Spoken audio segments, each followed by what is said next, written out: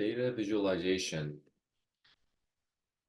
Welcome to this lecture on data visualization. So data visualization is the art of representing data in a visual form such as graphs, charts, and maps.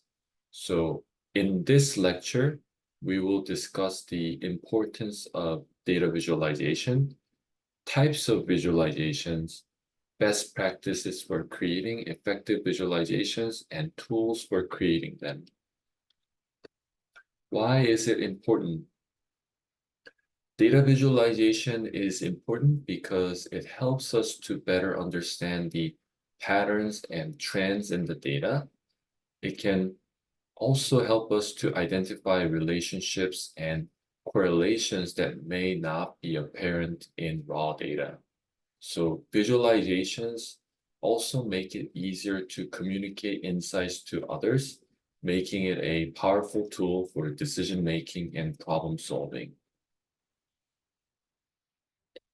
Visualization types. So there are many types of visualizations. Some of them are mentioned here: line charts, bar charts, scatter plots, pie charts, heat maps, maps. So basically, line charts may be used to represent trends over time or continuous data. Bar chart may be used to represent discrete data or compare data across categories.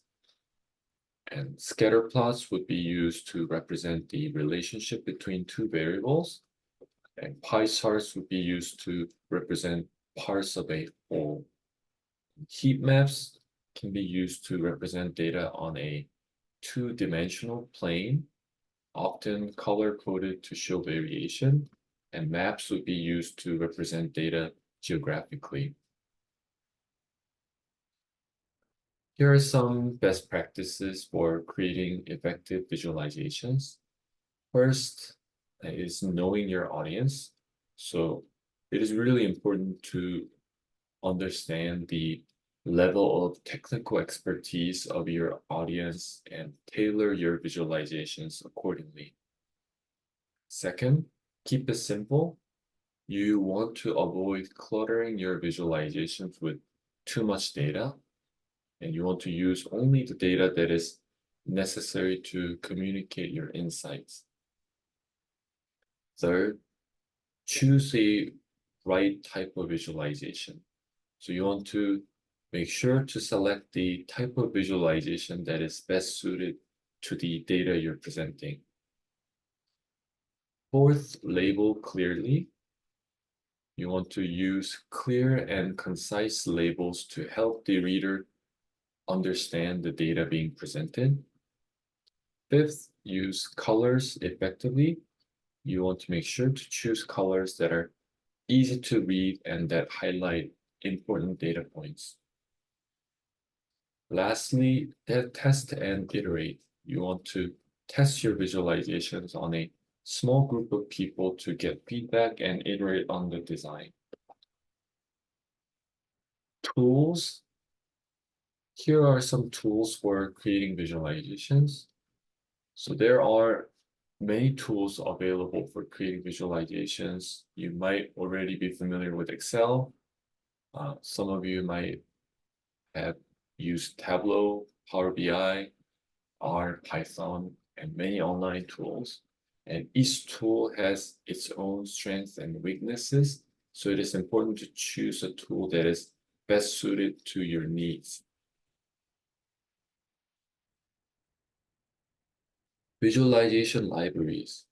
Using data visualization methods is the best way to communicate with others, showing them meaningful results of analysis.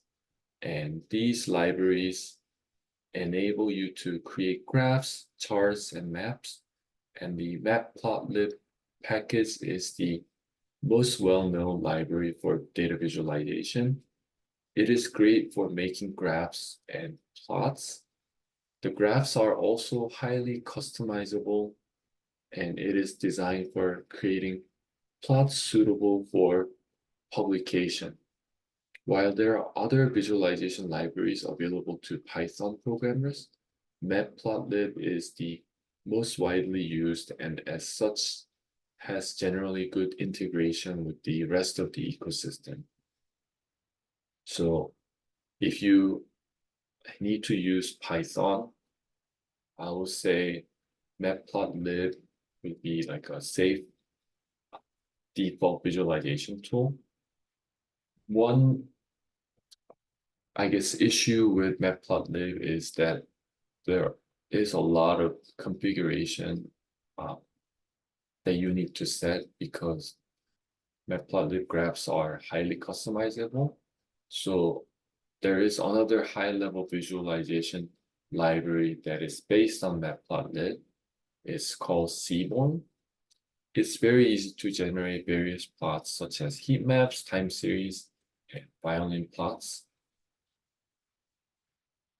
So if you want to set up your notebook, what you want to do is to make sure import pandas, but also import matplotlib and Seaborn.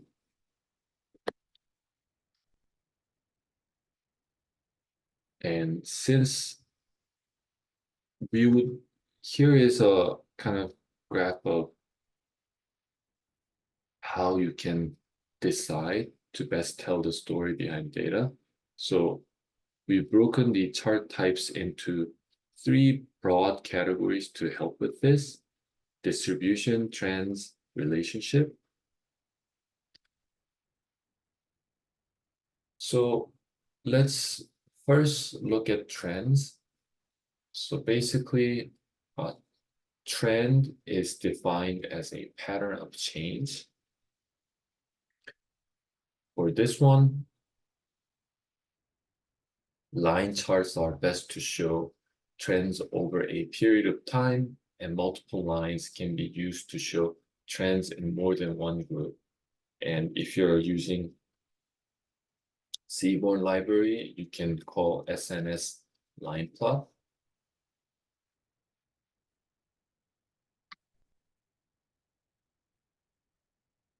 So let me go over line chart. So line charts are one of the most commonly used data visualization techniques, especially when we want to show trends over time.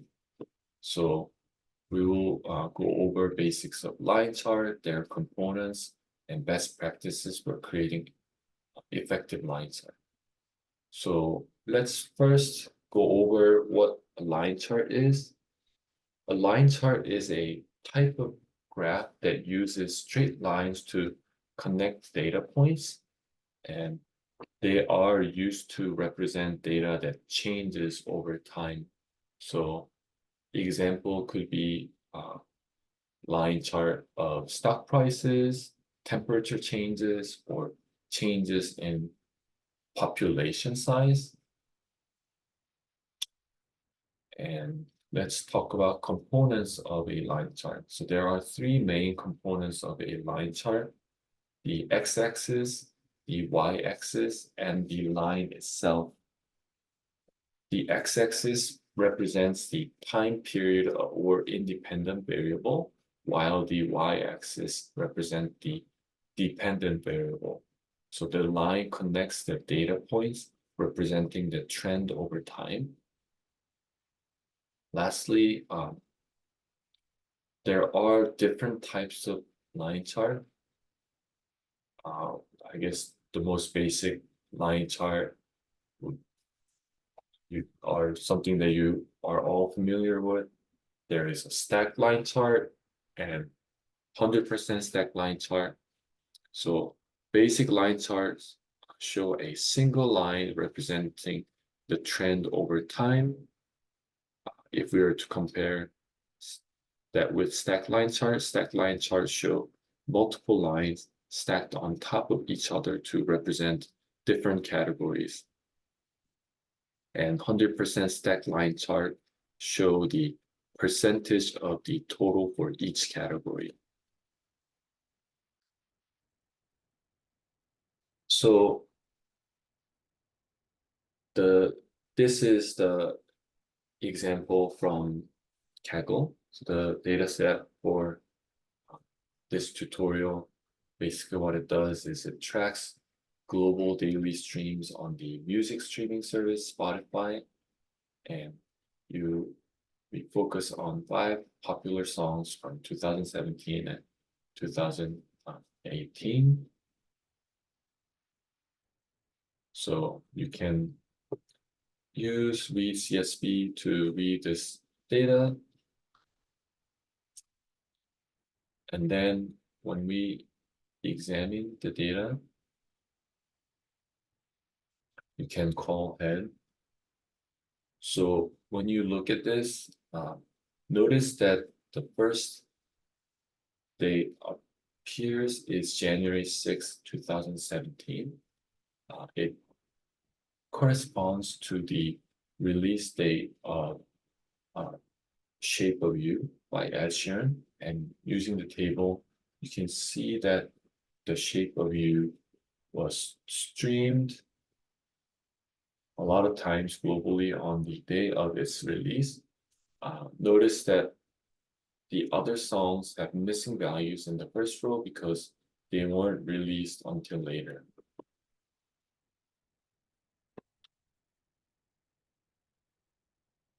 So if you want to plot the data,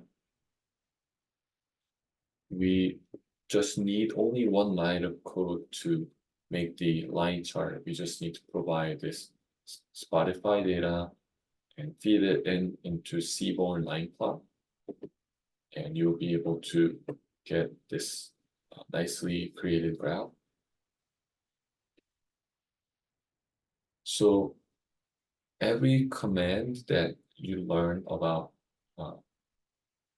in this will start with SNS, which indicates that the command comes from the Seaborn package. Right now, we're using line plot to create line chart. Soon, we'll go over bar plot, heap map to make bar charts and heap maps respectively. So to go into more detail, data equals Spotify data. What this does is it selects the data that will be used to create the chart. So note that you will always use the same format when you create a line chart. And the only thing that changes with a new data set is the name of the data set. So if you're working with a different data set, say named financial data, for instance, the line of code would appear as follows here. So the first line of code, what this does is it sets the size of the figure to 14 inches in width and by 6 inches in height. To set the size of any figure, you need only copy the same line of code as it appears. Then if you'd like to use custom size, you can change the provided values of 14 and 6 to the desired width and height. And the second line of code, what this does is it sets the title of the figure, and one thing that you want to make sure is that the title must always be included in quotation mark. By adding these two lines, we can see that the figure size changed so that it has 14 by 6 inch size, and then we have this title Daily Global Streams of Popular Songs in 2017 and 2018. So far, we looked at how to plot a line for every column in the data set. So what if we want to only plot a subset of the columns? We will want to begin by printing the names of all columns. This can be done with one line of code and can be adapted for any data set by just swapping out the name of the data set. So we can list Spotify data columns. So if we want to plot the first two columns, what we can do is we can first call SNS line plot and set data to be Spotify data shape of view, and then provide label shape of view, and also call this SNS line plot again, except for a different song called Despacito. And then we can have the first two lines of code to set the title and the size of the figure. And this, we can, this is the two lines that we saw that add a line to line chart. And we can also add like a label as next label as date. Then we will get results looking like this now with only two songs. So this looks really similar to the code we use when we plotted every line in the data set, but the few key differences are instead of providing the entire data, we set data equal to specific data. So in general, to plot only a single column, we use this format with putting the name of the column in single quotes and single quote and closing a bracket.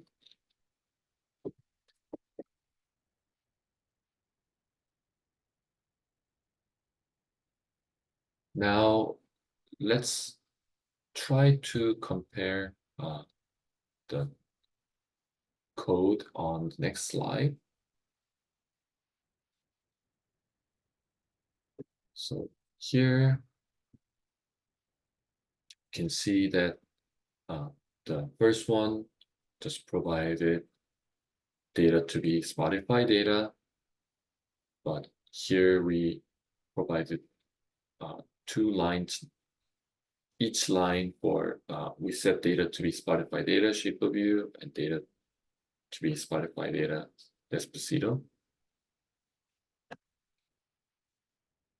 So a summary, if you want to show data visualization for a trend, line charts are best to show trends over a period of time, and multiple lines can be used to show trends in more than one group.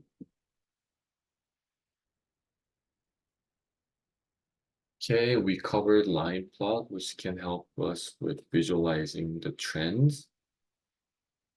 We will move on to learning plots that will tell us about relationship between the data.